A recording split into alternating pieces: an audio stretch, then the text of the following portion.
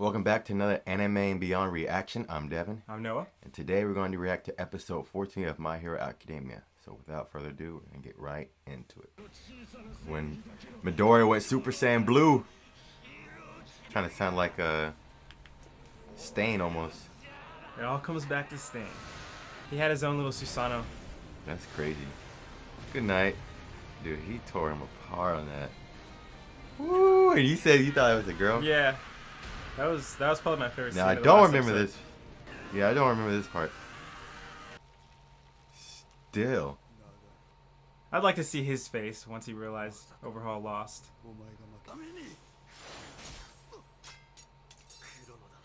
Who in the world?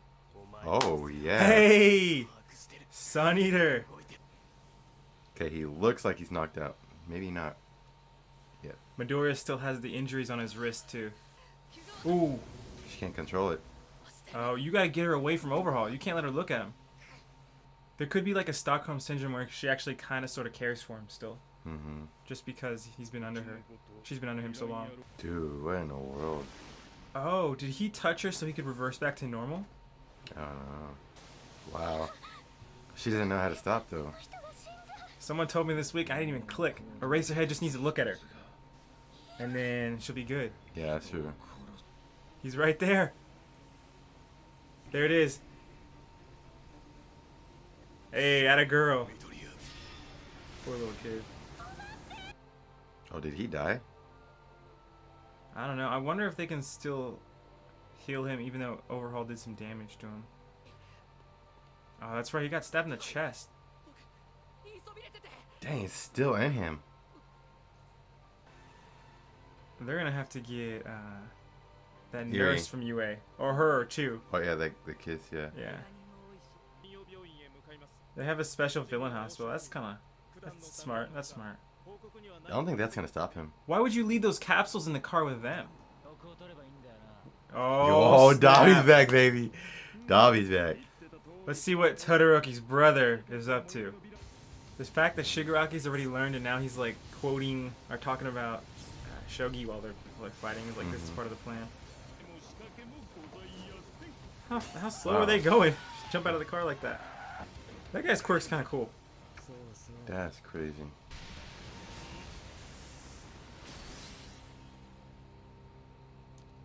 Oh, how? I was like, there's no way he burned him. Okay.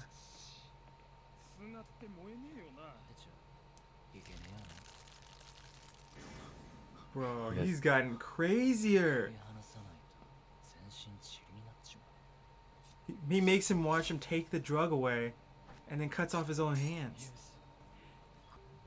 Well, can't he restore his hands? Because he can... I don't... Can he only restore what he destroys or can he restore anything? It was like first... I was surprised he wasn't screaming early. First there's shock and now he's probably feeling the pain. Because he... Okay, I don't know. Now if it's like Demon Slayer, he could have destroyed his own hands first before Shigaraki did that and maybe it'll allow him to restore his hand? I don't know. Yeah. Look at the kid. He's like, whatever. That must be the repercussion of her quirk or something. Yep. Literally. The only person. It's almost like their futures were reversed. Or switched. Dang, bro. Even though he's saying the future could be changed, you know, because of Midori and everybody, he's still not believing that his future could be changed. Which I would doubt it too at this point, but... Wait, did he really see that?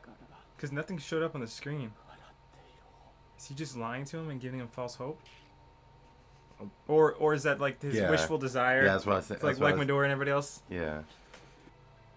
Maybe he's trying to teach him it's not about what he can see. Yeah. Maybe it's about beyond that. Dang. Died with a smile on his face. I really didn't see that coming at the beginning of this arc. Dang, I didn't see that coming at all. Dude, I almost got me a little bit. Bro, all I gotta say is rest in peace, Night Eye. That I did not see coming at all.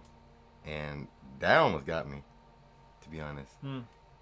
Just the fact that he, and like you were saying, when he saw the future and looked at Mirio and was saying like your future's gonna be fine. He didn't see anything, and I think he was getting at like it's not about. He's like my whole view of the future has changed. Like it's not about what you can see. It's about like what he was talking about, like energy and stuff. Like he was talking about like it's about what you believe can be changed into the future, or can can be what can be the future.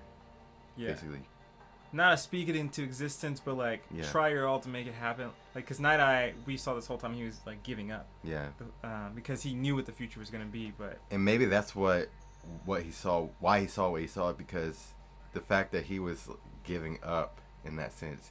That's probably what would happen if he did give up, or if everybody gave up. That's what would happen. I don't know how it all works, but Because I mean, at the current mindset, when you're there and you're watching your friend die right in front of you, then you may feel hopeless. You may feel like you want to quit. So I think it was cool that he told him he had a bright future, and maybe it was like a white screen. Maybe it was too bright. Maybe that's how it looks when it's really bright. I don't know. But there's like a lot of change in this episode. You saw Night Eye change from being someone who, like Devin said, everything Devin just said, and then Shigaraki, who was talking about Shogi. You can see the misdirection that him and his team were actually doing. Dabi distracted the sand guy while Compress came behind him and locked him up, and then Shigaraki distracted them while Compress, like they're working together. Only three of them, but it was a good strategy. Mm-hmm. And they didn't talk about it. Maybe they did talk about it beforehand, but there was no communication at that fight, like saying you do this, you do that. Yeah. So it's kind of new. Because if we look back to the arc where they go and attack the students at the camp, they were working together, but they weren't really working as a team.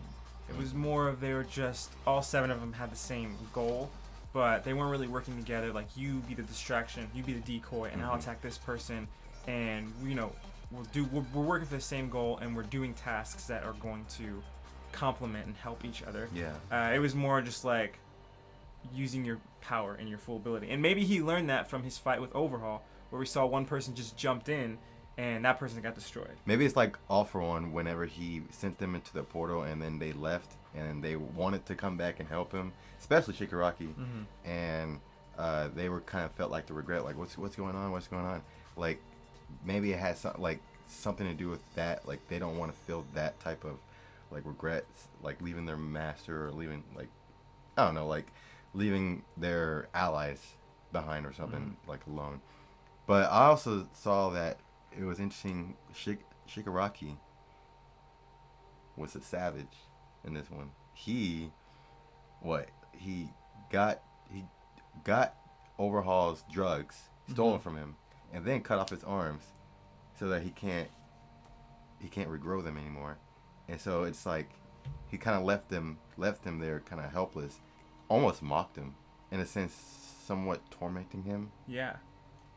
So, yeah, it's like he's making him live without what he valued most, like his quirk and his dream, almost. Like he took his dream right from him and then took his ability to bring that dream into reality. Although I did wonder, like, if he could, like, now I need to know more about Shigaraki's ability, because I wonder, can he not regrow his arm? Shigaraki or Overhaul? Overhaul. If Overhaul can regrow his arm, because we've seen him do it before. He can restore and destroy. But maybe it has something about him destroying his own arm and restoring his arm rather than someone else destroying it for him. Or I don't know how it works. That'd be crazy if you could bring him back, but out of the reaction that he had, it doesn't seem like he'd be able to. It doesn't seem like he would. And I do think it has to be him destroying and then restoring something. I think that's what it has to be. But that Shigaraki's face and his reaction.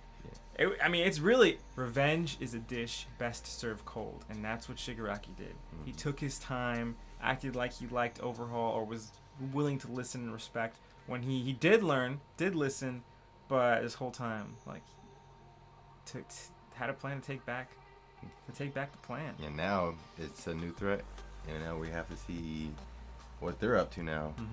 Like we see in this the next episode, they say it's like the calm before a storm. Yeah. So like now they have to worry about the League of Villains now again. Will they be able to get any of Overhaul's people to join him? Rappa doesn't care about Overhaul. Well, he does because he's stronger, but maybe he's like Shigaraki beat him, so Maybe Shigaraki's gonna force him. Maybe somehow they'll force him. Like if you follow, you say either follow me or die, or follow me or stay here for the rest of your life. Mm-hmm.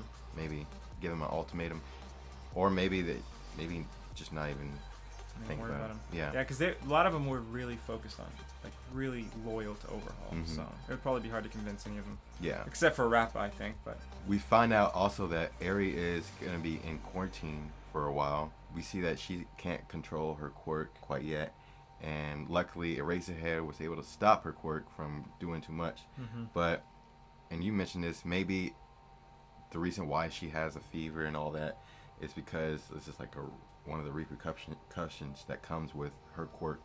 I'm wondering what the future holds for her. I was hoping in this episode that she would do something with help, Night Eye, but dang. I mean, you know what? It's good for the story. Yeah. It's good for the story. It builds that tension. And like we see again in this next episode that's coming up, they said this is a flame that's gonna be lit under them. So this is gonna prepare them for the future, hopefully. But yeah, I'm looking forward to see what her power has in store as far as like what she can do, like how she would maybe contribute to the hero side. And does Shigaraki have a motive in trying to capture her? Mm-hmm. And like what does he intend to do with her and stuff like that? Seems like they want to, with that drug, like they might want to continue the same plan, but maybe not to make money, more just to kind of do a Stain-ish plan in a way where making everybody equal. By the way, I'm sorry, but where is that guy? We need him back. But with Eri, it's pretty crazy the fact that she was able to keep rewinding Midoriya the whole time, and then all of a sudden her power surpassed his. And we know how much damage that Midoriya's power does to him. How it literally destroys his body. But Eri's power far surpassed Midoriya. I would like to see like the extent of her power. Like I don't know. It's just so powerful. I just don't know. Thank y'all for watching and supporting our channel. Don't forget to check out our social media accounts. Be sure to like, subscribe, leave a comment down below. Let us know what you think about this episode reaction, this episode. Don't forget to follow our friends on their YouTube channels as well. They're all linked in the description and on our channel page. You have Jfrizl and Klamii for gaming, Rich Aladdin for short films, and Toure for vlogs. Also, with our social media accounts, don't forget that Devin is streaming on Twitch. We're on Facebook, Twitter, Instagram, and TikTok. That said, I'm Devin. I'm Noah. We'll see y'all next time. Peace.